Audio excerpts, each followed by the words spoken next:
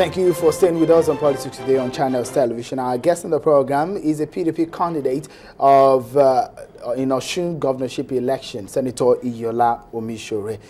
Let me start this particular session by asking the Ekiti election. You followed it closely. And INEC is saying that the template used for that election is what is going to use in Osun State. Do you agree with that? Well, I agree totally. You know why?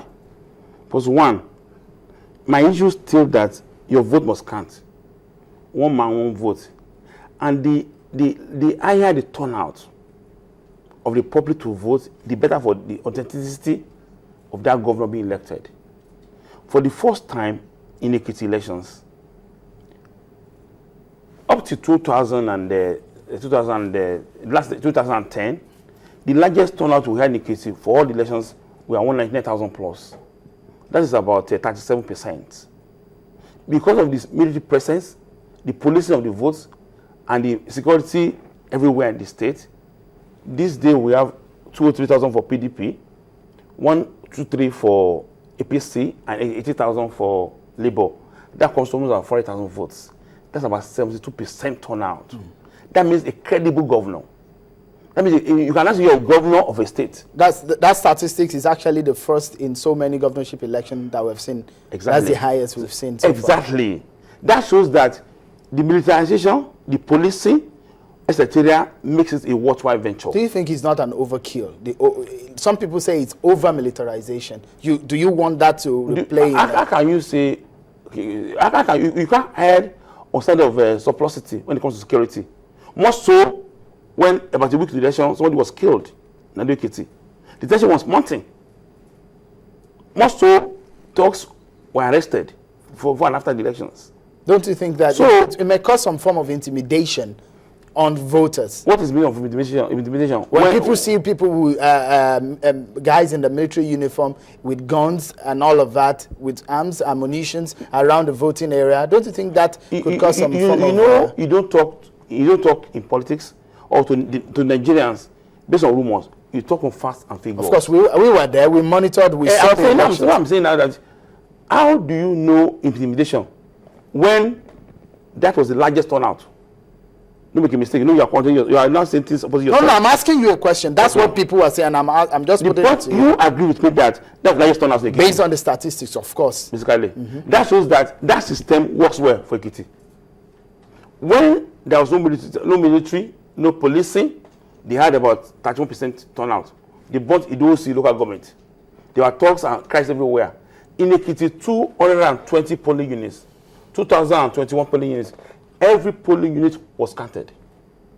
If I saw on channels that day, a 94-year-old man with walking stick voted. That shows there's a security of life and property. People are free to come out. The moment you secure an environment, people come out, come out. And you know the Electoral Act does not allow guns at the polling units. So there's no single polling unit you can see gun. Maybe you made a mistake. No. I saw guns at the polling units. I did. The pictures are there. Guns were around the polling unit, all the polling units. Within the premises. We saw. We went live. Well, that's not even the issue. What I'm not telling you is that that presence of military assisted the large turnout, the largest turnout in Nigerian history of politics. Check any result I've seen before. No election has come with 71%. So you think it worked well? Of work. So it should. That is why there are 1,941 observers, both local and international. They all applauded it internationally. Even the U.S. government congratulated INEC for that work, for job being done. Right. What else to do? Senator Omisore, you said you've done a door-to-door campaign. From your movement and your campaigns, what have you discovered as the problems of your people? Negligence. They sit. They've seen through APC hypocrisy. Villages I went to, towns I visited, in schools, maybe a principal and a teacher. So I know that there's decay and negligence across the board. So people they wanted a change. And of course, the major thing they are complaining is capital flight. That is Osun money be taken to Lagos, thereby impoverishing Osun indigenes. The GDP in 3.5 years has gone down by 12%. The affordability of food in that state is terrible now. Even if you permit me, that they go out with anthems that as you can see hunger on the face of the people. That's the song. That song everywhere on the lips of the people in Osun State. Really? Láyé Àrẹ́gbẹ́, èèyàn mẹ́jọ jẹ fùfú kan láyé Àrẹ́gbẹ́. That is the time. You people are English people now. That is a portion meant for one person. This share by 8 people. And the other one is that one guy everywhere because capital flight. Let me give you issue of capital flight. 1. School uniforms are being stolen by Sam and Sarah. Traceable to Arebesola's wife. I don't know. I've not done such. That enough by my analysis has thrown out about 1 million jobbers. The clothes sellers, male and female. The tailors, male and female. The hawkers, male and female. So that's an aspect. You think that those uniforms are now sewn in Osun State? No, they are sewn in a factory owned by the government. Where? In Osun State too. Is there anything wrong with that? So when the factory is in Osun State, so that means you are doing other people's job.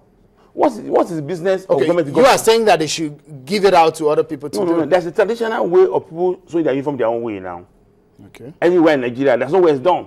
Why is it not done in Lagos State or even Oyo State? You are doing other people's job. Government has no business in business. Government is only to provide enabling environment. You don't have to compete with your.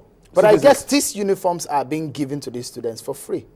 They are buying it being sold for 3,500. And the cost in markets are 700 naira. Even 1 or 2 people were arrested by Aregbesola, put in prison because they went to buy outside. These are facts and figures you can check. Reality is on ground. The kids, the children, you watch my rallies now, displaying the torn uniforms. Omisore gba aṣọ ìyá lọ́rùn wa gba aṣọ ìyá àwọn wọ aṣọ ìyá mọ́ gba aṣọ ìyá on the lives of kids, pupils. That alone is impoverishing the people. So when I visited Iwo is known for cows and market.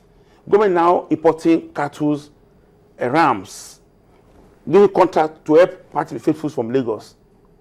They're supplying and dashing this out. Like, it should be a free market now. You don't compete with your citizens as a government. Because you want to make money. Everything APC does is for profiting, not for governance. No transparency, no good governance, and everything is transparency. So that is why I say that economy of Osun has gone down the drain. The worst ever they had. And of course, I've told people in Lagos, Osun, we don't have Chevron in Osun State. We don't have Tezaco, no Cadbury, no LPA in Osun State to cushion the effects of government. So it's basically a civil service government state. So there's one that's a misrule or a capital flight or dishonest government who is trying to take their money somewhere else have a problem. So what are the solutions that you are bringing to the table if you are given that mandate? I've made policy statements. One. One. Okay. The schools will return to the owners. I'm going to demerge the schools. Except the owners doesn't want. I will demerge the schools. Because I went to St. John's Grammar School in Mayfair. Back to status quo. Oh yes, I went to St. John's Grammar School. I went there because I'm a Catholic. I like the Catholic school, their discipline and their code of conduct.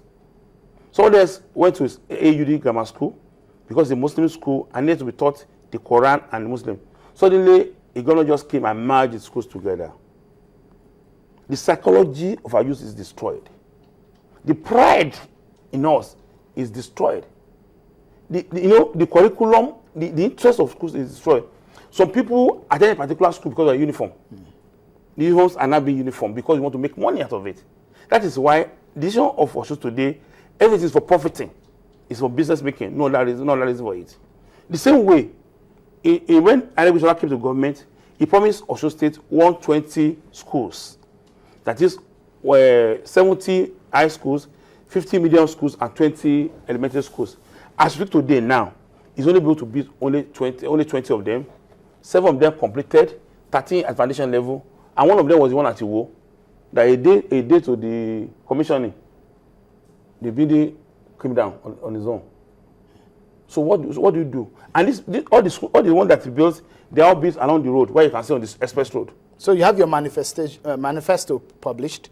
Basically. How many points are on 8-point agenda. Okay. I give to you. All right. 1, education. I call it restoration of the dignity of education. You know what that means? That is in its dignified form. That is the curriculum, the school uniform, the individual school identities, health, well-being, and safety nets, agriculture, and food security. For instance, Osun State is an agrarian state. We are known in those days, the Western region, as mainly exporter of cocoa, cassava, etc. In Osun State, where you have the population in about 75% rural roads, not a single kilometer of rural road done in 3 years. Not one. I start with challenge. Not one single rural road. I've transferred all the rural roads in Osun State. And when rural roads are not done, the farmers, and you know in Nigeria, we have problem with storage. But you know this yourself. And all our crops are mostly seasonal. So they are perishables. The moment you cannot transport the product of your farm to the nearest market, that farmer is dying. The seller, they are dying, the market is impoverished. There's a link. You know, in government, you must link the economy, the agriculture, education, the health sector, the road sector. So these are the things that make a network. So, I mean, from what we know Osun State, the strength of the state, what do you think you're going to, if you are elected governor, what do you think you're going to hold on to as the major income earner for the state? We have some other states who have the mainstay of oil. But for Osun State, what would you say is going to be the mainstay of the economy of that state? You know, like I said, 1, Osun State, you have to grow the economy to make money out of it. And growing the economy, you must grow the economy through the agriculture. So agriculture is the mainstay of the economy? It's a mainstay. That's why you can get taxes being paid. You can get people paying freely their taxes. And people can pay money out of it. But if you don't grow agriculture, then of course you have to create an enabling environment.